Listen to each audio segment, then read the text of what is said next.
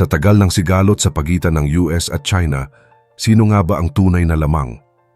Matapos ang ilang taon ng tensyon, biglang gumulo ulit ang sitwasyon. Muling umingay ang pangalan ni Donald Trump nang bigla niyang ibalik ang trade war laban sa China na para bang isa itong simpleng laban na tiyak niyang mapapanalunan. Para kay Trump, isa itong matalinong hakbang na magpapakita ng lakas at kontrol ng Amerika. Pero ang tanong, ganun lang ba kadali mapasunod ang China? Sa halip na umatras, tila mas lalong lumaban ang China. Habang inaasahang masindak sila, ang nangyari ay kabaliktaran. Sa isang iglap, bumaligtad ang sitwasyon at ngayon, ang US mismo ang nahihirapan dahil sa kanilang hakbang. Ngayon balikan natin ang buong kwento. Paano nga ba nagsimula ang panibagong sigalot na ito? Ano ang ginawa ng China at bakit tila sila ngayon ang mas nakalamang? At higit sa lahat, totoo nga bang naisahan ng China ang US? Pero bago po ang lahat, baka pwedeng palike ang video na ito. Dahil napakalaking bagay na ito sa aming content creators. Maraming salamat po. Noong Pebrero, muling sinimulan ni Trump ang trade war sa pamamagitan ng pagpapataw ng 10% buwis sa lahat ng produktong galing China. Walang paunang babala o negosasyon. Ang mga ipinataw na buwis ay umabot sa bilyon-bilyong dolyar. Para kay Trump, ito raw ay para maprotektahan ang trabahong Amerikano. Pero hindi 2018 ang panahon ngayon kung kaya't handa na ang China. Tahimik at maingat ang kilos ng China. Imbes na sumagot agad, pinag-isipan muna nila ang kanilang magiging tugon at hindi rin sila nagpahuli. Pagkatapos lang ng ilang araw, sinagot ng China ang hakbang ni Trump sa isang matinding balik. Noong Pebrero 10, nagpataw sila ng 15% buwis sa American coal at liquefied natural gas. May kasama rin itong 10% sa krudo, traktora at iba pang gamit sa agrikultura. Hindi basta-basta ang tinamaan.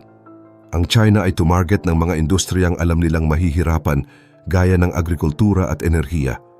Ang masaklap, ang mga magsasaka at energy companies sa US ay hirap pa ring makabangon mula sa nakaraang trade war.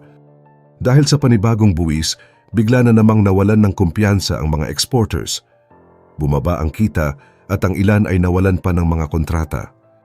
Habang abala si Trump sa pagpapakita ng lakas, naglalabasan na ang balita ng galit na magsasaka, nag-aalalang oil producers at maliliit na negosyong nalulugi. Pati ang ilang kakampi ni Trump ay nagsimula ng questionin ang kanyang desisyon. Hindi ito lumalabas na matalinong hakbang kundi isang desperadong galaw. Hindi pa doon natapos dahil noong Marso 3, itinaas pa ni Trump sa 20% ang taripa sa lahat ng imports mula China. Sa isip niya, mas lalong mapipilitan ng China na sumuko. Pero muli, hindi natinag ang kabilang panig. Tahimik lang silang nanonood, parang kabisado na nila ang bawat galaw ni Trump. Ang mas matindi, sinundan pa ito ng mas malakas na balik. Nagpatupad ang China ng 34% buwis sa mga produkto ng US. Hindi lang ito sagot kundi isa itong pahayag. Sa gitna ng lumalalang inflation at problemang pang-ekonomiya sa Amerika, ang ganitong galaw ay parang suntok sa lalong naghihingalong kalagayan. Kaya ngayon, malinaw na ang tanong sa simula ay may sagot na. Sa halip na mapasunod ang China, ang Estados Unidos ang tila napasubo sa sariling galaw. Ang mga industriyang dapat sanang protektado ay lalo lang nasaktan. Kung akala ni Trump ay isang malakas na suntok na ang una niyang bugso ng buwis, mas matindi ang ikalawa. At ngayon, ramdam na ito ng mga industriya sa Amerika. Habang todo ang pahayag ni Trump sa media na mananalo sila sa trade war, ang mga negosyante, magsasaka at pati na rin ang ilang senador sa kanyang partido ay nagsisimula ng magduda. Tumataas ang presyo ng mga produkto, nalulugi ang mga negosyo at ang deal na ipinangako ni Trump ay tila wala pa ring linaw. Pero sa kabila ng lahat, nagpumilit pa rin si Trump. Aniya, magmamakaawa raw ang China para makipag-ayos. Ang totoo? Hindi. Tahimik lang ang China pero hindi ibig sabihin ay wala silang plano. Sa likod ng katahimikan, naghahanda sila para sa isang matinding hakbang. At nang inilabas nila ito, doon na talaga naramdaman kung sino ang mas may kontrol. Noong Marso din, naglunsad ng panibagong buwis ang China. Pero sa pagkakataong ito, tinarget nila ang pinakamaselang bahagi ng ekonomiya ng Amerika, ang agrikultura, Nagpataw sila ng 15% buwis sa wheat, corn, manok at cotton. At sinabayan pa ito ng 10% buwis sa soybeans, baboy, baka, seafood, prutas at dairy. Ika nga, tinamaan ang mismong mga industriyang ipinangako ni Trump na poprotektahan. Hindi nag-ingay ang China. Tahimik silang nagbawas at nag-adjust ng numero. Pero alam nilang doon ito lalong sasakit. Ang mga magsasaka ng Amerika, na hirap na nga mula sa unang buwis, ay lalo pang nabaon. Hindi na natuloy ang mga export contracts, nasayang ang mga produkto at unti-unting nalugi ang mga negosyo. Galit na ang mga taong dati ay sumuporta kay Trump. Pero kahit ganun, tuloy pa rin si Trump sa pagpapanggap na kontrolado niya ang sitwasyon. Laging may kamera, laging may pahayag. Pero sa likod ng eksena, ang China ay naglalaro ng mas malawak at mas matalinong laro. Bawat galaw nila ay planado. At habang si Trump ay abala sa pagpapasikat, ang China ay unti-unting kinukuha ang kalamangan. Naging malinaw na sa halos lahat, maliban na lang siguro kay Trump na palpak ang kanyang plano. Ang art of the deal na ipinagmamalaki niya ay hindi bumagsak sa China. Ang naapektuhan ay ang mga manggagawa, magsasaka at negosyo sa Amerika. Ang China, sa halip na mag-react ng padalos-dalos, ay maingat na pumili ng target. Alam nila kung saan ito mas makakasakit. At nang pumatong pa ang 34% na buwis sa ilan sa mga pangunahing produkto ng Amerika, ay mas lumala ang sitwasyon.